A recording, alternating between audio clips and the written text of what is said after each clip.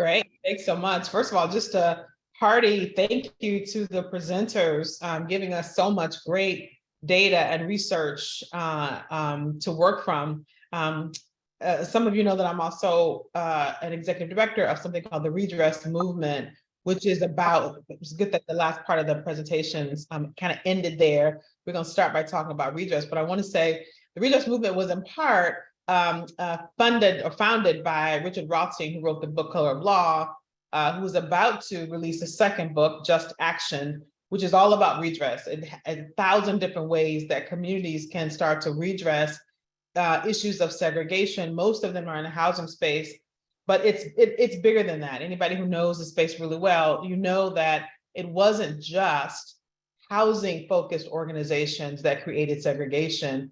Lots of different things had to be in place in order for our communities to be as divided as they are.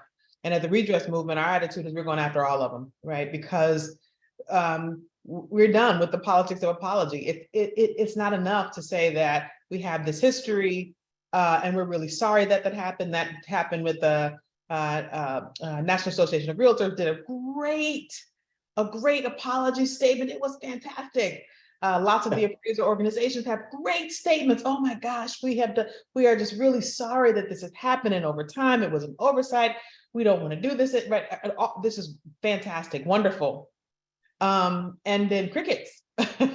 When it comes to what we can actually do, right, to redress what's happened in the past. It's not, we're not finished with this, right, if we don't repair the folks who have really been left out of the opportunities, not just of home ownership, but of belonging, right, to the places where they're trying to live. And so from my vantage point, this is a whole lot. We have a whole lot to talk about with these esteemed panelists today about what redress looks like in the housing space and beyond.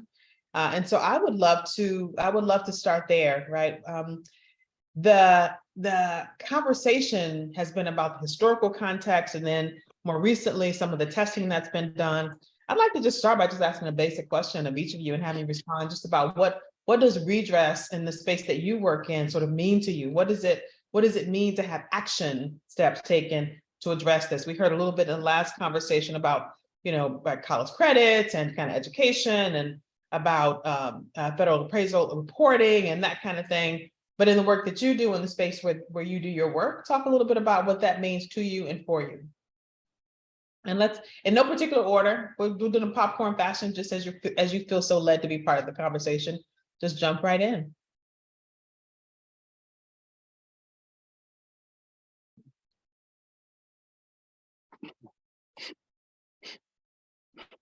And as usual, I think you got to call on somebody.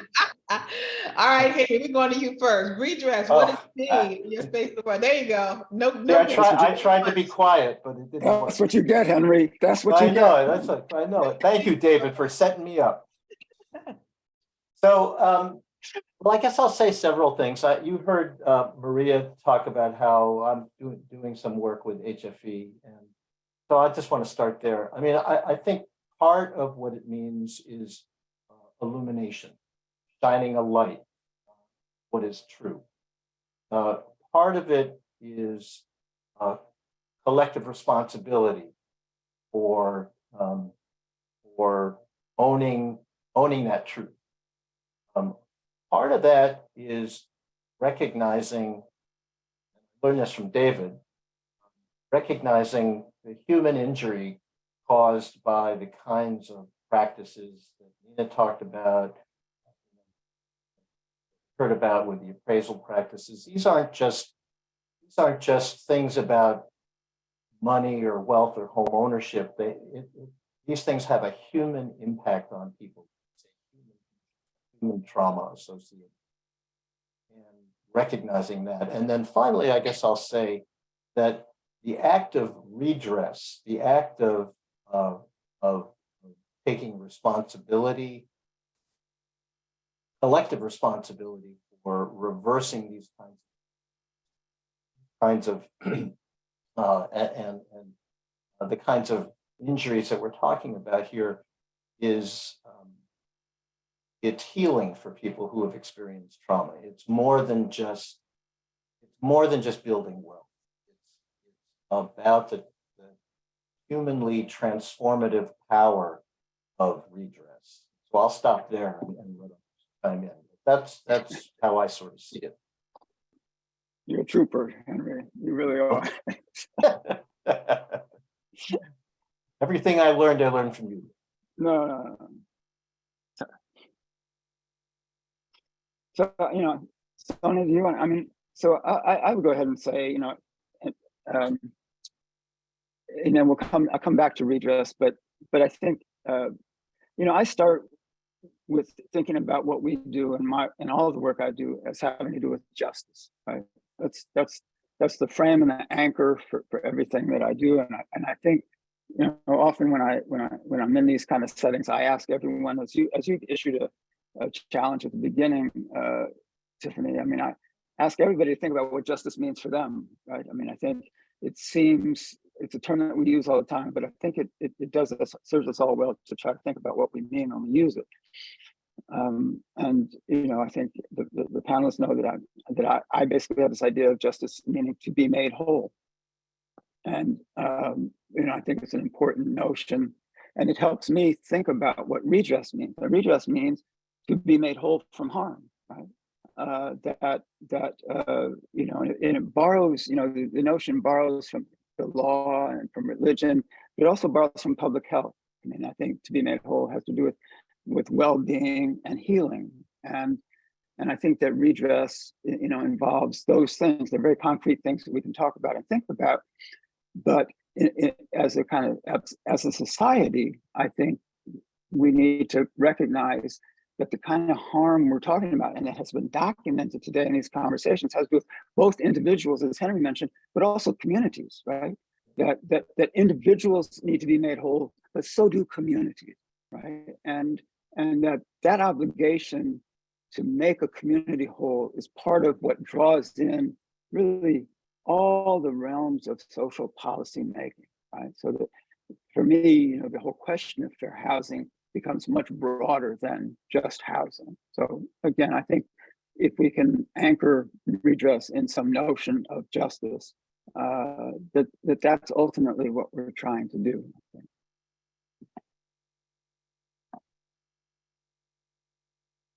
I'm waiting for you to unmute yourself, so I don't have to jump in, but I can go just based on David raising communities and individuals. Thank you for this conference. Thank you for all the amazing presentations so far, Dr. T, your framing. I think for the Boston Foundation, we're definitely see redress as part of redress as the illumination that Henry spoke about. We try to shine a light on the data and the history and the research, and from that try to point towards some of the action steps that hopefully lead to redress. Some of the Open Door awardees today have been responsible for some of that amazing data. The Boston Foundation also worked with Suffolk University on a testing study like the one Jake described on voucher discrimination, and also worked on some of the policy implications from that study to see how that harm could be repaired. And related to the individual and community part of it, a lot of my own personal thinking has been about figuring out how to make sure that there's at least try to prevent more harm in the future. And it's not always clear what the right actions are. And I think even with some of the issues that HFE is working on, there isn't consensus or complete clarity about the right steps there. And I think part of the work will include engagement with the community. Who do we call the community? How are they engaged? Who is indeed weighing in on all of the various aspects of the work, And how can we do all of it that that we know needs to happen to both do the redress at the individual level and the community level? Just to piggyback on Sonia, the redress, repairing the harm, has been since 1968, 55 years, people being stuck. And the risk of, perpetuating these racial inequalities for it to keep going on and there being no real serious repercussions to hold companies and agencies and individuals accountable for their actions. And we need to really look at how do we have non-repetition. So as we move further, having serious suspensions and debarment actions that result in inclusion of further participation in federal government programs. So when you look at HFE and what they're trying to do, that is one step forward, but also figuring out how do we ensure that those are compensated and that it does not continue any further on the basis of the skin color. By now, we should be at a point where this should be ending, and we're still not there. The systematic racism just continues to evolve into another format. So we have public policies that are passive, and we need to figure out how that ends. Love that. Love that. So I want to follow up a little bit on that. And it's interesting that what you were just talking about is exactly right. That a part of so one part of the narrative that I hope we're about to explode in this conversation today is that this is simply about historical harm, and you hit it right on the nail, right? That it's not just something that happened in the 60s, right? And they had not just something that happened in the past, but right now, today, people are experiencing the same harms in a number of different ways that we could talk about on this call. So it's about evolving even our conversation about what this is, right? How do we stop the evolution of that as we know it? Hopefully we explore another narrative that segregation is happening naturally, that in all the presentations today, I think, each of the speakers that we had on the research front, tried to explode that with their presentations. This is not something that happens naturally. We can look at data and suggest clearly this is not a spurious correlation between race and outcomes. These things are directly related, and we can prove that. When I think about that, I think of just having that what should be indisputable evidence to suggest that there is a huge problem here that we're overlooking. I would like to say it's indisputable, but we know that, it's always in dispute, especially with policymakers. So one of the questions that I have for us in this conversation is we are exploding narratives here, dismantling narratives that just are not helping us to move this conversation along. Is, from your vantage point, anybody can answer, how do we best do that, right? How do we get people out of the past to some extent, or at least recognize the past as the present is the future, right? In terms of that. And also really double down on this, that this is not normal. This is not how as a society that speaks to belonging and inclusion, this is not how you operate. I'd love to just ask that question of you all, and anybody just sort of jump in when you feel led to. Fran Stanley.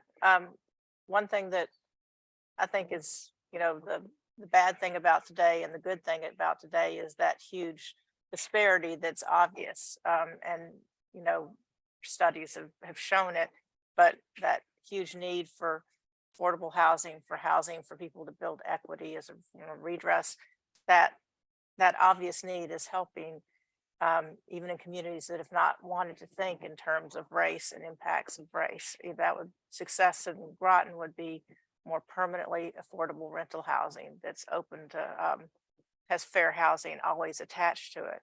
And there's more uptake for that right now in my central Massachusetts town of Groton than I've ever seen. And I believe steps like that are, as David Harris says, are justice steps. If people understand equity and what's fair and not fair on some little even schoolyard young person level, fair, not fair, those things are humanizing and will hopefully have all of us valuing one another better. And we'll then just build, not just in redress, but across other discriminated classes. So that's my hope.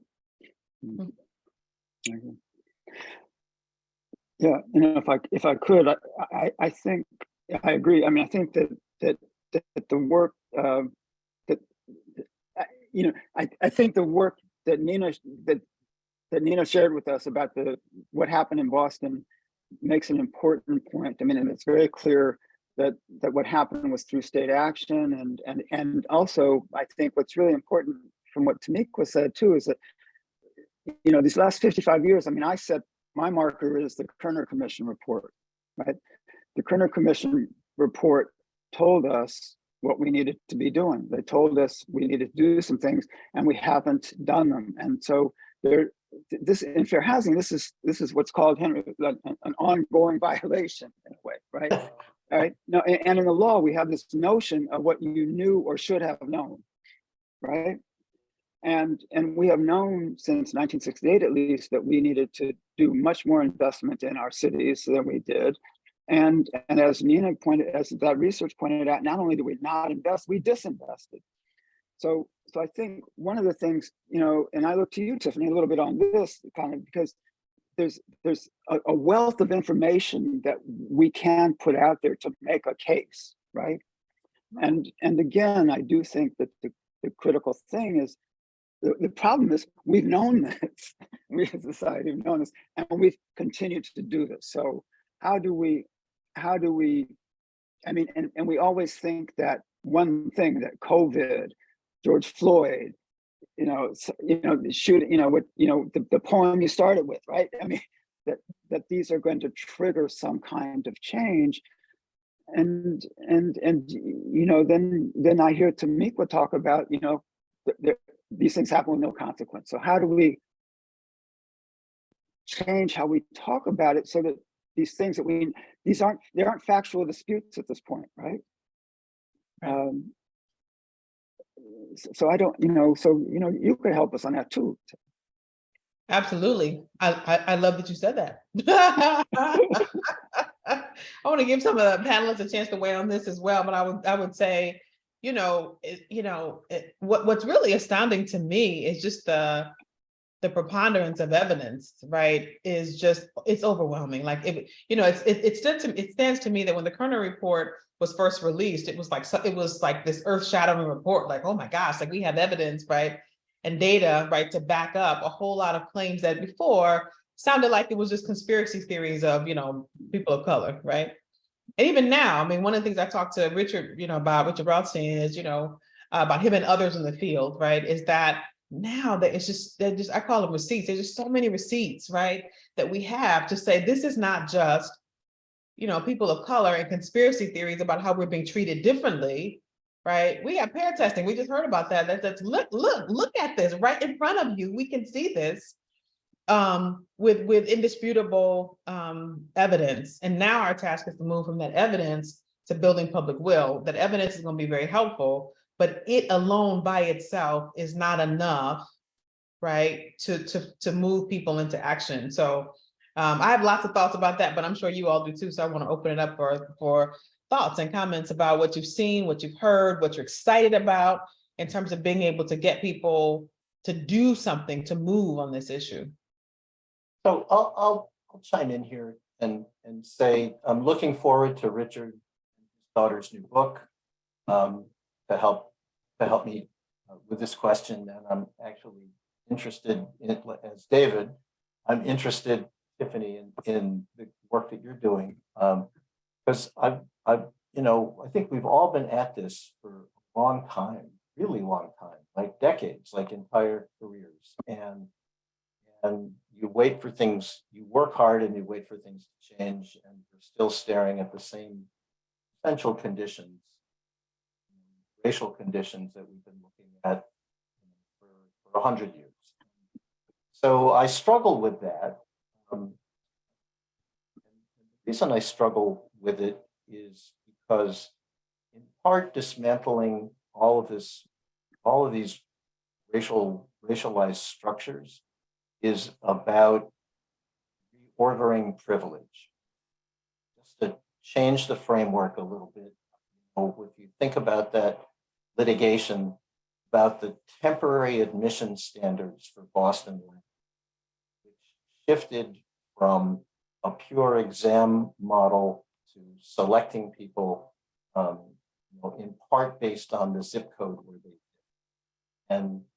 And as Nina's presentation showed us, the city of Boston was deliberately segregated. So by doing that, there was this kind of implicit recognition, racial separation, and a little bit of dismantling of that seemed to undermine privilege of people who weren't segregated, who live in dissidence.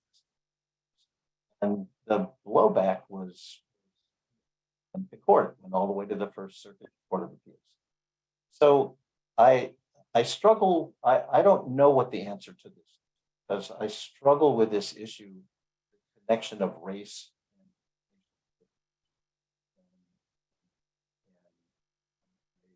So I would actually benefit. That's the part that I'm bedeviled. Great, and some parts of the end of what you said came in and out, but I think we got the gist of it. That's absolutely right. Other panelists want to weigh in on this question? Well, I just also wanted to talk about just in terms of who's weighing in and the sort of who has the privilege, how effective we are in really inviting in the community voice and making sure that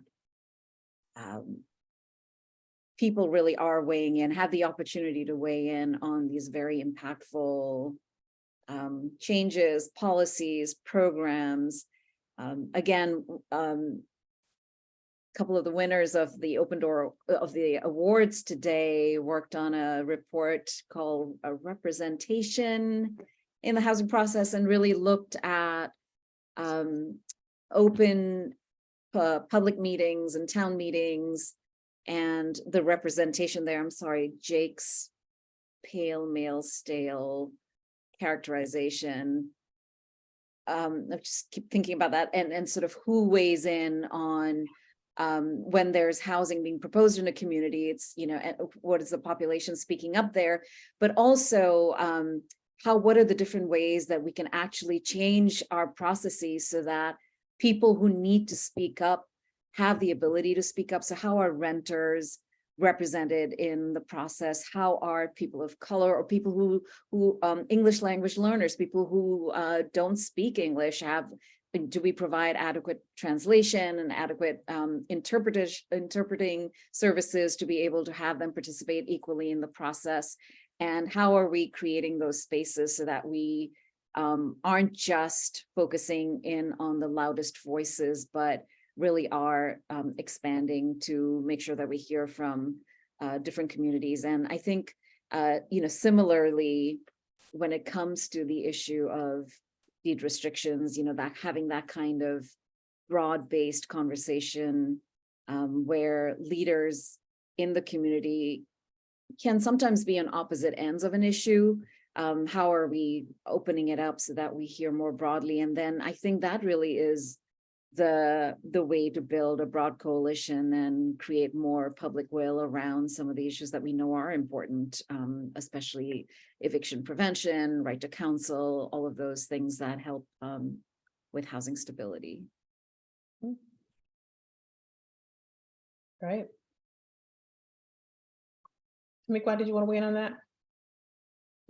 Just going off, I definitely know that when we talk about what's happening to involve those with the lived experience, we still have many elders in the community of Roxbury. I live in Roxbury. I've lived in Roxbury all my life and currently live in Lower Roxbury, and have elders that have been impacted by, eminent domain and have not had the opportunity again to ever reach home ownership and who are stuck in public housing. I have a neighbor that is a 50-year-old resident that has put, money into the property and buildings and have no investment, have no asset building. And for us to really involve those who are still around and see that they have these opportunities, a pathway back to home ownership. Absolutely, absolutely. So I think that's right. And you all are talking about the sort of folks who see who can be mobilized to action because they see their stake in what's happening. And I also don't want to leave out the folks who may not yet see their stake in this conversation, but need to find their way here. Booker T. Washington once said that, if you're going to keep a man in the ditch, you're going to have to get down there with him. And what we see is that's happening all across all of our public policy, right? Not just in housing, but life expectancy. When you look at life expectancy across the United States, our life expectancy is going down relative to every other industrialized nation, right? Not only if you're poor, here's the catch, even if you're rich in the United States, your life expectancy is lower than the rich folks of other countries, right? So it's not just that in terms of health issues, because we have such a unequal system that if you're rich, you get to buy your way out of it. Certainly you get better, but you also die faster, right? Than you need to, because we have such a, absolutely unequal system. And the same thing is happening in housing, right? It's certainly challenging for those who see their stake in it, right? Who are renters, low income, et cetera. We don't have the housing outcomes we need, but even folks who have resources, the housing system is so unequal and so out of balance, right? That your outcomes, right, are challenging. And so I definitely want to think about, not on this call today, but how we call some of these folks in. You actually deserve a better housing system than we have today, which is why you ought to be coming to this conversation, even if you don't, right, care what's happening to folks who are most in need in this situation. So the last question I want to throw out to you is not just about individuals, but institutions and organizations. How do we tag other folks in, right? We're talking all about housing, but there's so many other organizations, institutions, folks who have their finger or hand on ways that we could be desegregating our communities, and right, in the way that we do with healthcare, and the ways we deal with childcare, and in the ways that we deal with education. Those folks are actually also colluding in how our communities are segregated.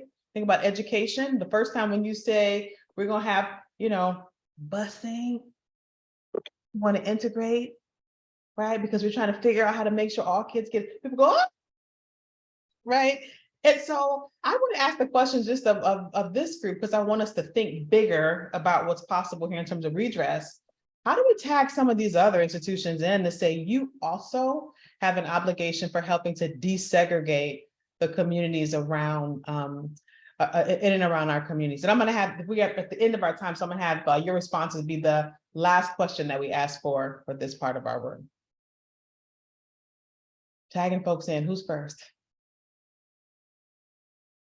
I can quickly say that with CHAPA, we are working on a racial equity rubric that looks at all of the sectors and all of the participants in our system and asks them to look across their practices to make sure that they're assessing and correcting for discrimination within their own work. So I'm gonna jump in here for a second. I'm sorry, Soni, you done? Okay. I'm going to jump in here a minute and be my irascible self here and say I'm not sure that segregation is the issue that I'm concerned with, right? And I'm going to say it for this reason. I believe that the goal of integration, I'll get to the punchline first. I think integration is an outcome, not a mean, right? I think integration is something we long for, but integration comes at the point at which fair housing has worked its magic. And fair housing working its magic means that a person can choose where to live without constraint. And we think too often of the notion of integration as people moving from one place to another in order because they're attracted to something, because there are better schools, because there's more green spaces, because there's more this, that, and the other. But people are also pushed out of where they are because of what the conditions are like where they live. And my point is, I think we need to address the conditions where people live such that a decision to move or to stay is based on two equal options, right? And we aren't there yet. So to your question, it means that all of the issues that contribute to the social determinants of health, all of the forms of inequity are fair housing issues. Yeah. They constrain choice.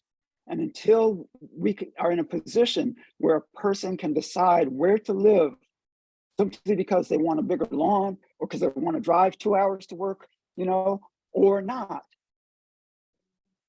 We won't have integration, we won't be made whole, we won't have justice. That's right. That's right. Henrietta, Tomiqua, how are we to tag other folks into this, other institutions into this conversation?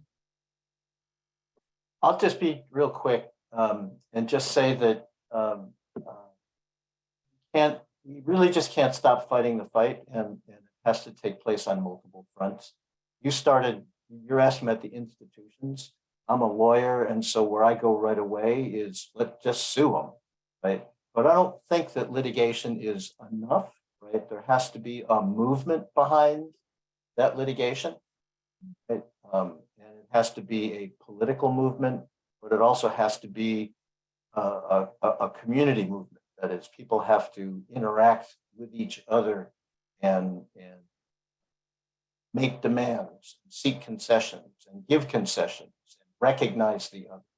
So for me, it's, you know, to challenge those institutions, you can approach it from a legal standpoint. You have to do it from a movement standpoint, not just a movement standpoint. And it has to happen at the human. And I think as we continue to involve institutions and looking at those who are normally left out, is like leveraging voices will be the creation of community stakeholders, an authority that holds all public figures and institutions responsible. That's what we're missing with these plans that have been created, is that those that are impacted the most are not, their voices are stifled, and that they need to be a part of the planning process throughout from the beginning to end, and that there needs to be a creation that holds everyone accountable, as we see that no agency, that the federal government, the state and the city were all involved among other things. And we need the people to actually be a part of holding them accountable and showing, using these research and data so that we can have a better, fair system. Absolutely. Absolutely. Well, I'm going to close this out and I'm going to hand it back to Rachel. And I'm going to say, I'm so excited, not only just to hear the research, but about the powerful work that all of us are trying to do. And if you take nothing else from this conversation, take from it that we are all pushing, that we have to be in solidarity moving forward, bringing our whys into this conversation to give us the fuel we need to move forward and to stay steadfast in pushing this forward. Thank you, everybody, for participating.